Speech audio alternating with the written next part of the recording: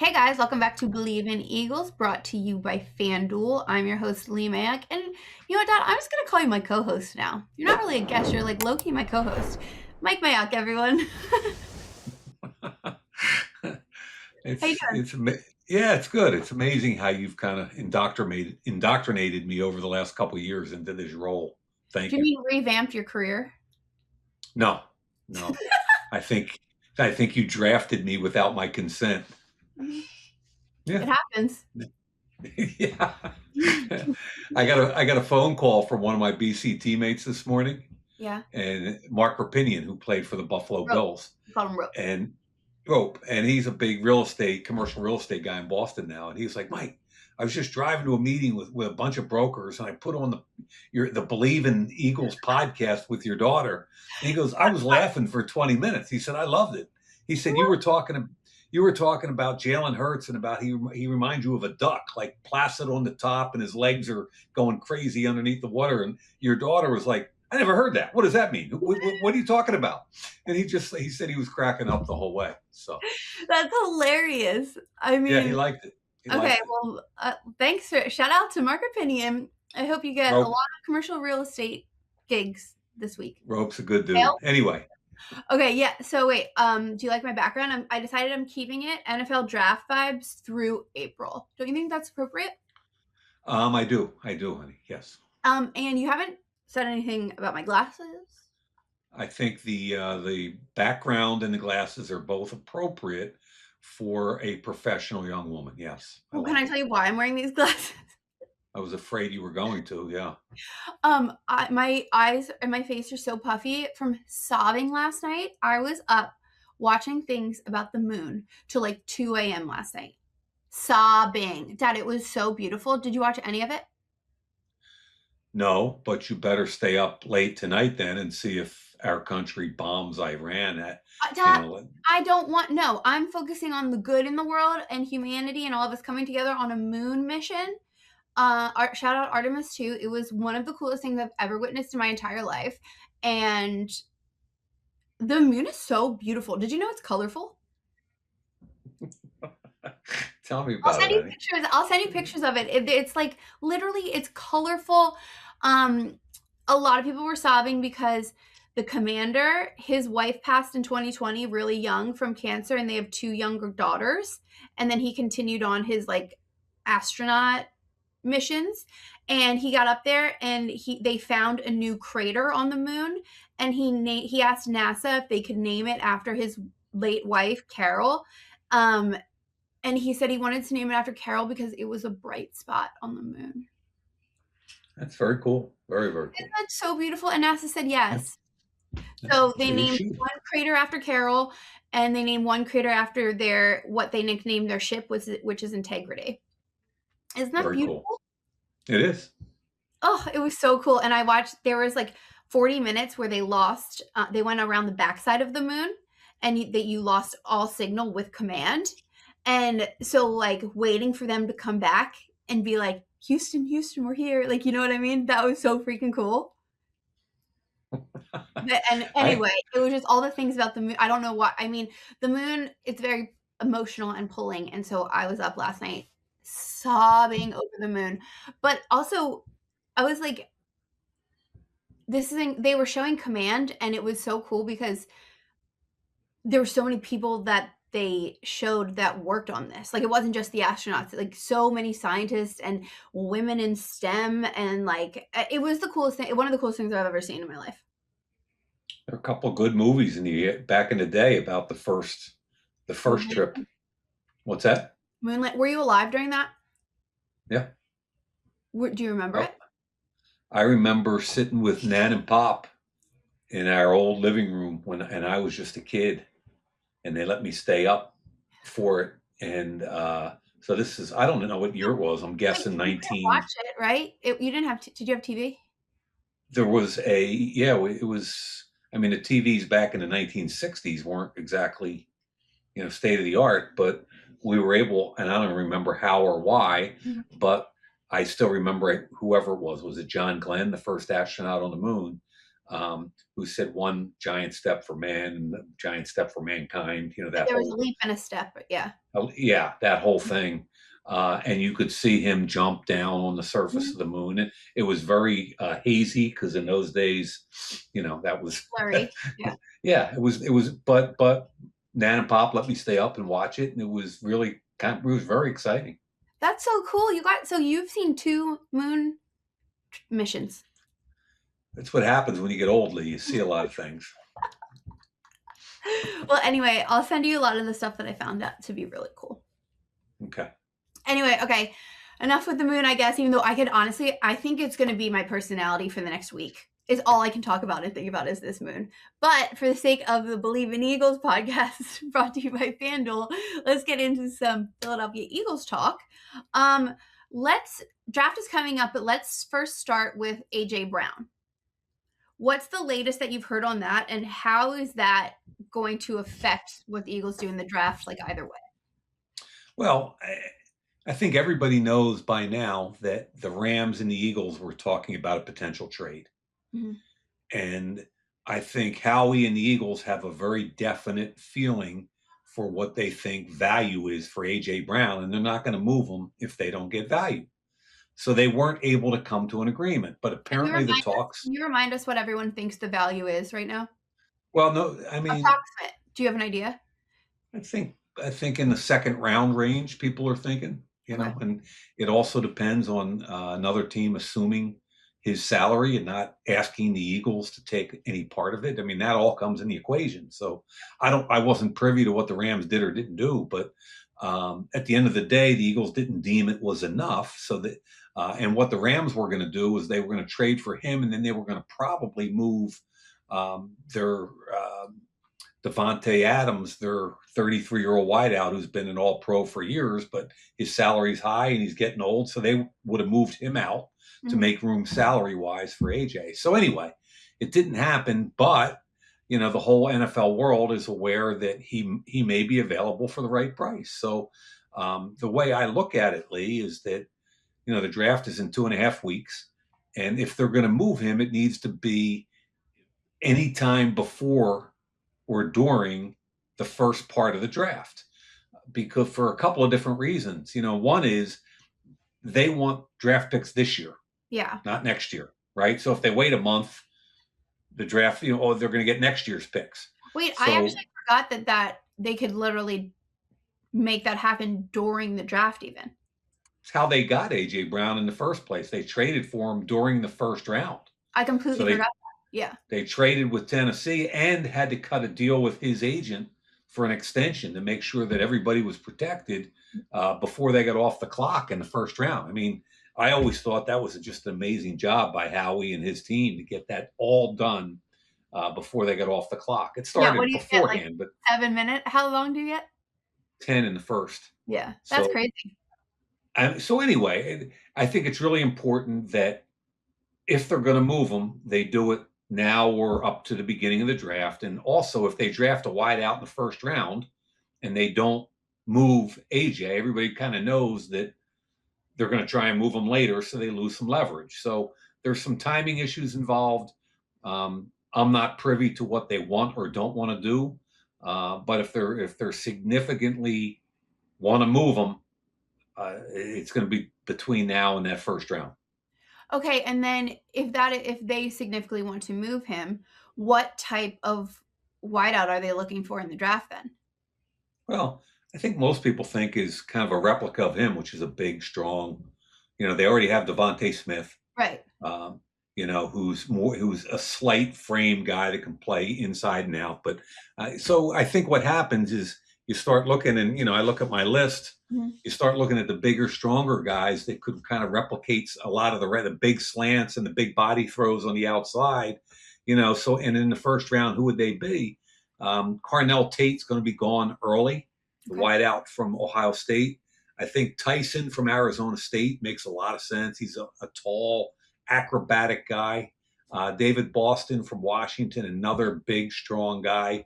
And if they get into the second round and they're looking for that body type, there's a couple of different guys, whether it's Antonio Williams or Chris Bell. But at the end of the day, I think they're looking to replicate as close as they can to that. My personal favorite is Mekhi Lemon, Mhm. but I'm not sure he would fit as much into what the Eagles would like to do, even though he's a superior route runner and great hands and all those kind of things. But what I'm hearing is that there is not really a lack of big-bodied, good enough wide receivers in this draft for them to do that. There's a bunch of them, and whether or not they're going to be as explosive and as productive as AJ Brown in the prime of his career, Yeah. obviously they're all going to have to develop, and there's pluses and minuses.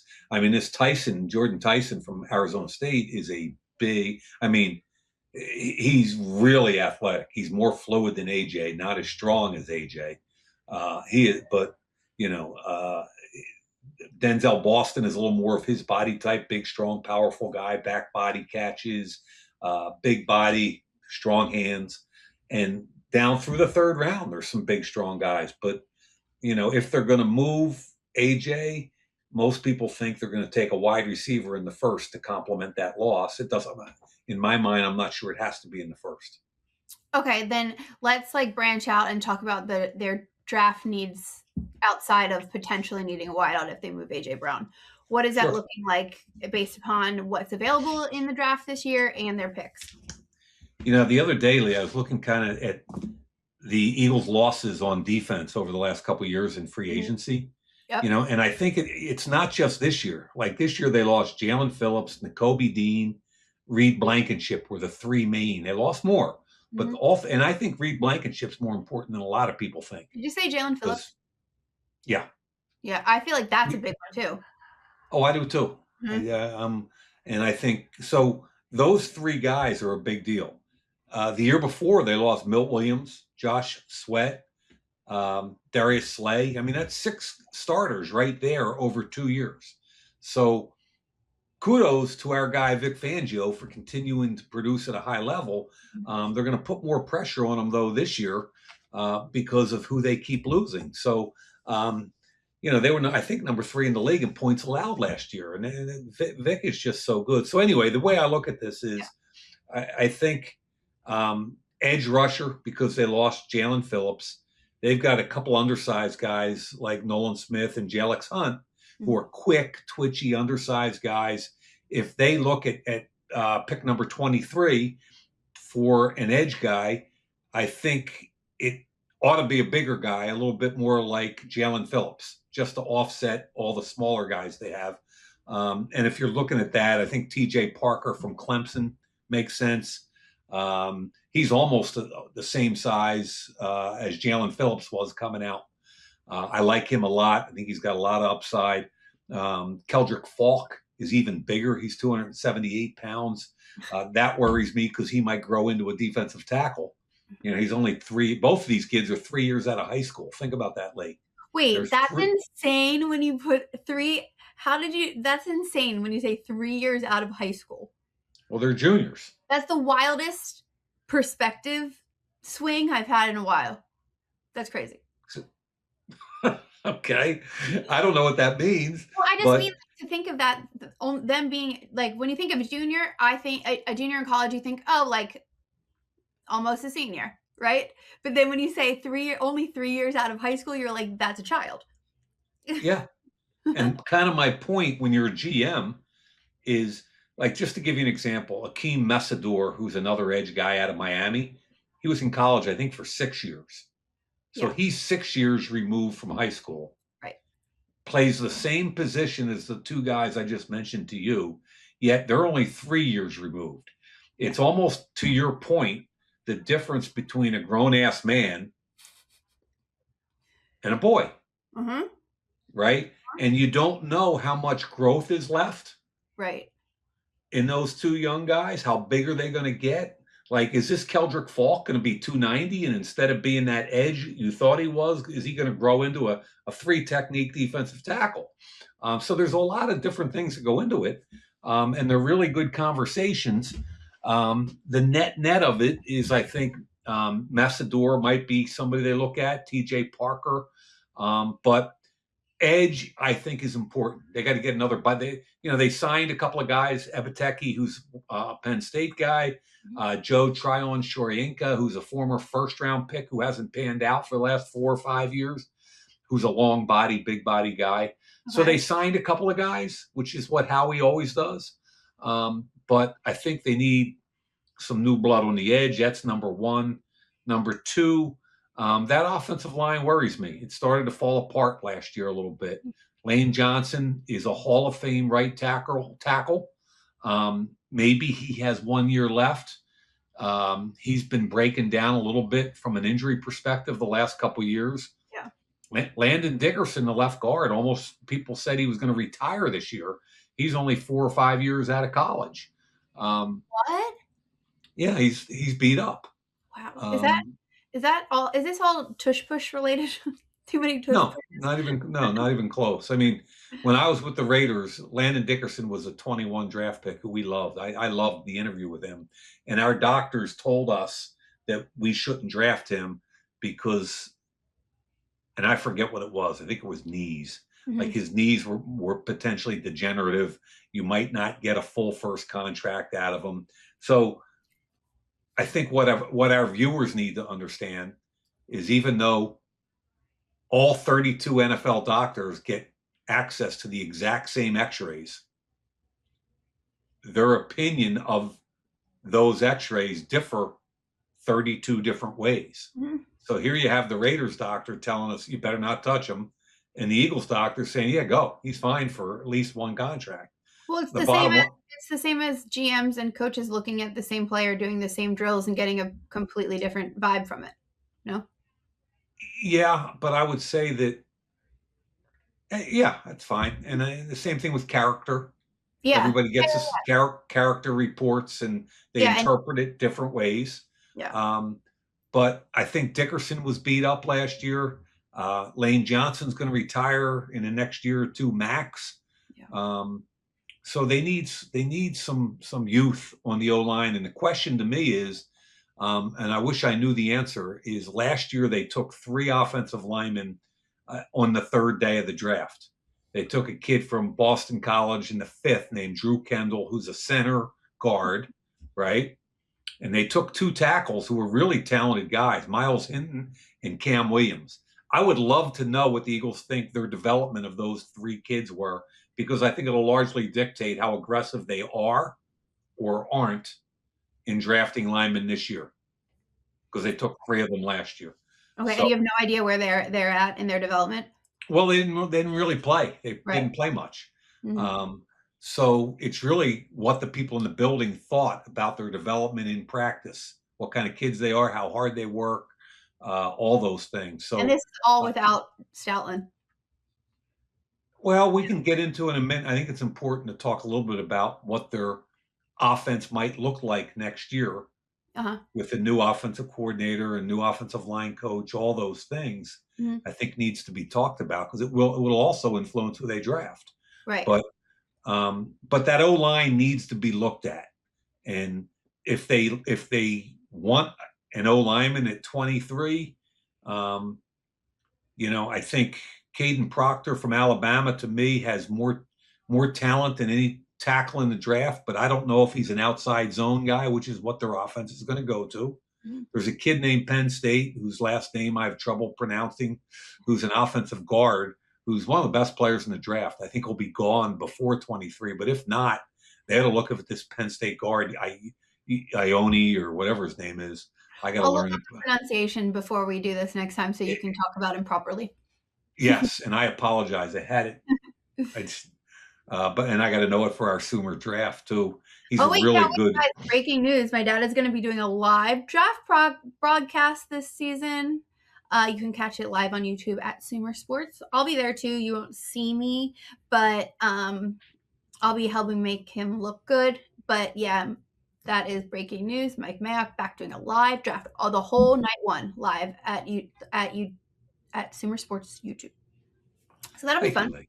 Yeah, Yeah, I'll that get will your be fun. pronunciation cards down before then. So O line is potential.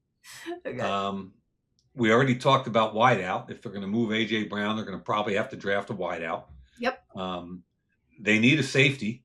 They lost Blankenship, who was kind of the heart and soul of the communication on the back end, which is critical in Vic's defense. Mm-hmm. And on top of that, Mukuba, who they drafted in the second round last year, is a good player, Yeah. is a small body guy that has a tendency to get hurt, and he did. Mm-hmm. So Yep. they're probably going to have to draft a safety. Um, they re-signed Dallas Goedert, which was a great move. Yep. But again, it probably is his last year as an Eagle. Mm-hmm. So it's a really good year to take a tight end in the middle rounds. There are a lot of really good tight ends. So I Okay. think in the third, or the Eagles have 2/3, 2/4, and 2/5, and that's great for Howie. So I think somewhere in the third or fourth round, they'll probably find a tight end.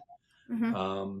And that's kind of where I see them today. Just kind of not in much of an order. Just that's where they've been beat up with free agency losses and what we just talked about, which is a new direction on offense.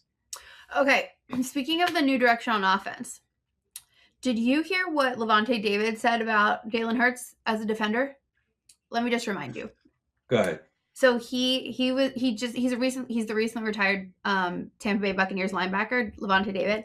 So he said he never feared Eagles quarterback Jalen Hurts as a passer, deliberately forcing him to win with his arm rather than his legs. He said Jalen Hurts was never a guy we were worried about, highlighting a defensive strategy focusing on limiting his running ability. People took that and ran with it, saying he was dissing him.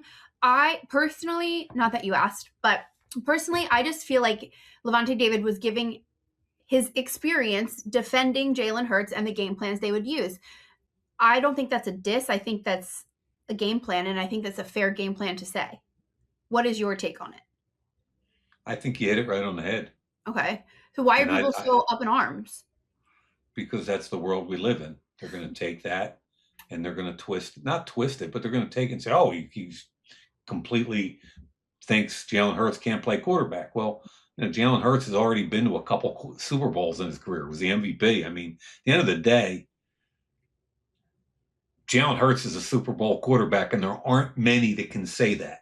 Right. So it's fair to have a game plan for all 32 quarterbacks. Yeah. I mean, you can take Matthew Stafford, and you can put a game. You can have a retiring linebacker say, you know what, he can't run, so we're trying to keep him. We're trying to just get him off his spot in the pocket, because if you force him to move or beat him up a little bit, he's not the same guy. Yeah. And they're not dissing him. Yeah.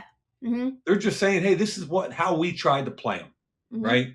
So I 100% agree with that. I also I thought it was fair. And you and I talked about when on the Eagles' run to the Super Bowl, when Barkley had the amazing year, I kept telling you every week as they got later towards the playoffs and into the playoffs, is somebody's going to just sit there and say, we're going to make Jalen beat us. We're not going to let the run game beat us. We're going to take the run game away and force him to throw the ball and beat us. I told you that every week. Yeah. And basically they weren't able to do it. Because the run game was so crazy good that year, and they were so well coached, and they had so much talent, and Jalen Hurts played well when he needed to. So, okay, so that's fair. And then, given all the changes that we just discussed in terms of the offense, what should the offense look like this year? Or what's it going to have to look like this year? Well, I think it's more about what it's going to look like with the direction they took in the offseason, which I find fascinating. They hired Sean Mannion. He's 30 years old to be their offensive coordinator. Okay. Now, in 2023, he was a quarterback on the practice squad on Minnesota and Seattle. What? He's been a coach for 2 years. So he's a 30-year. I don't want to say kid, because he's a grown man. He's a 30-year-old guy that's been a coach for 2 years. And in the old day, there's no way in the world he's an offense coordinator for another 10, 15 years. Yeah, that's however, that's kind of where we've already gone. There's a couple of guys like that.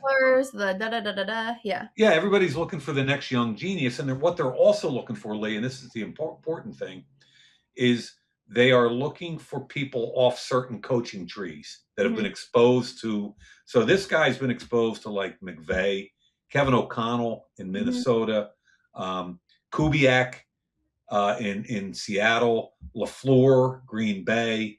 Um, so he's got all the right coaching tree stuff coming to him that all is popular right now. And wait, Okay. when you say exposed to, you actually also mean played in. Yes. Yeah. And that's just as valuable for a Mhm. quarterback. He Yeah. played in the system. Mhm. Okay. I mean, I evaluated this kid when he came out of Oregon State. I mean, that's how young he is, or maybe that's how old I am. Both Um, can be true. yeah. I mean, so I think what Eagle fans have to realize is this entire offense is going through a transformation this year. Um, Jalen Hurts is going through another change with an OC. Yep. People don't know how big a deal that is. Um, I heard uh, the what's his face, the Eagles' old quarterback that won the Super Bowl. Uh, Nick Foles? yeah, I heard Foles on a podcast talking about how major it is when you get a new offense coordinator, and he said it way better than I could. You ought to look it up and listen to it. It was recently. He Yeah. was talking about Jalen having another OC. You Mhm. know, so what it means, big picture, is they're going to be under center more. They're going to be more play action, a lot of bootlegs. They're going to move the pocket, um, semi sprint outs, moving him, Jalen around the pocket, um, and a lot more of the stuff that I like, which I was crying about last year. Like, why do they just line up and play? Why don't they have more motions, condensed wide receiver sets, bunches, trips, stacks, motions and rubs, all the things that as a former defensive player gives you problems. I thought the Eagles were way too easy to defend because they just lined up and ran routes, Right. as opposed to all the things that you watch the All Rams the do. tricky things. Yeah. Yeah, which are really a pain to pick up, especially Right. in man coverage, just a Mhm. huge pain. So you're going to see a whole lot of this stuff happening, which means that whether Jalen likes it or not, he's got to learn a whole new way of doing this. It's not like just a patchwork where, well, the new OC knew the last OC and they're only going to do a couple things different. Nuh-uh. This is rip the Band-Aid off. We were awful last year, and we're going to change everything, and everybody needs to be on board. Now, do these changes play to Jalen Hurts' strengths, or is like does he have some growing to do? Oh, I think he's got some growing to do, and that's okay. Mhm. I think he's a guy that likes to meet challenges when he's really challenged. You know, Yeah. he likes to do things his way, I think. But when he's challenged, I think he rises, and he's challenged right now. And it's a little bit different offense, and they're going to force him to make some reads and do some things differently, and they're going to force him to make some throws that are uncomfortable for him, and I think that's good for the Okay. Eagles. Yeah. Um, and and ultimately, I think he'll embrace it. And like most things in life, you either grow or die. Right. And I'm looking forward to see this kid grow. Yeah, me too. I I don't know if this is a dumb question, but has Sean Mannion been a play caller before? No, no, And he's he is going to be. not. Yeah, Okay. Are you worried about that or no? a little bit. It's it's, Because it's an last year was acquired. kind of scary. Last year was tough. Mhm. Yeah. Last year was painful to watch for me. Mhm. I watch the tape every week just for you, Lee, just for the Just for Believe in me. Eagles Just podcast. for me. Okay. Shout Yeah, out to WIP, who you always do first. just for you, Lee. But it was hard to watch them last year, and I'm actually looking forward to this. Okay. Yeah, I think we all should be actually too. We needed that change. We were getting stagnant.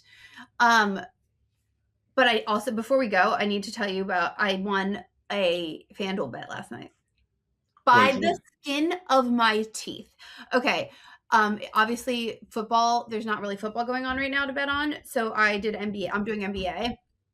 And I made a ticket on FanDuel last night that was like Paul George plus 11.5 points. He's back from his PED suspension, and he's kind of killing it. I'm like, are they still in your system? Because you're doing really good. And then I did Wemby rebounds over, and then I did Jokic rebounds over, because they're just crazy giants. Yeah. My Paul George hits within like the second quarter. The next game is Wemby, and I'm watching, and it's starting pretty slow. He's only at 5. I need him to get to 11, and then he gets hurt and doesn't come back in the third quarter, and he's only at 5. So I'm like, oh my god, I'm online. I'm like checking. Sometimes they save your ticket if your other legs hit and a person is hurt early enough and they don't go back in. So I was like, please, FanDuel, please, like be my savior, be my friend. Please save these Wemby tickets. So because then the Jokic game started, and he had 6 rebounds, and I needed him to have 12, and he had 6 within the first like quarter. And I was like, if this Wemby injury screws me and the other 2 people did their job, it's such a waste. So thank you, FanDuel, for rebooting my Wemby leg on my ticket. It takes away it just like takes away that leg, basically. So I won a ticket that was like should have been much higher, like money wise, but at least it didn't make me lose. So I'm just very grateful. Good So for you. You won FanDuel. some money. But There you I go. also think that was really, I'm better at betting about NBA. But you know what you need to figure out? Do these teams care about winning? Because there's so many freaking games in the NBA. Like, does this game matter? And then could it be a blowout? Because then you have people that you did odds on for an over that are going to sit the whole fourth quarter because they're up by 25 points, and NBA is obsessed with load management. So that's what goes into my tickets. If anyone cares, you can tail me at Leigh Mayock on all things. Well, there you go. Congrats. Do you want Happy to start betting with me? No, I'm not a What better. if I threw you a couple bucks? No. Okay, well, that's all the time that we have for today, but we'll be back. I think we might do a special in-person podcast, you and me, in Atlanta before your live NFL draft broadcast with Sumer Sports. That'll be exciting. Maybe. You think about it? We'll see. Okay. Oh, the dog. Max goes say next. hi. Hey, Max, the dog. Hi, Max. I saw the door creak open without a human being. I was like, oh, there's Max. Okay, well, all right. Can I say hi to him? Hi, Max. Hey, Maxie. Maxie. Oh, hi, buddy. So cute. Okay, tell him hi from me. He didn't really pay attention. All right. I got to roll. This was great chatting with you. Thanks for your insight. And this is Believe in Eagles, brought to you by FanDuel. I will talk to you soon. Love ya. Thanks, Mike. Bye-bye.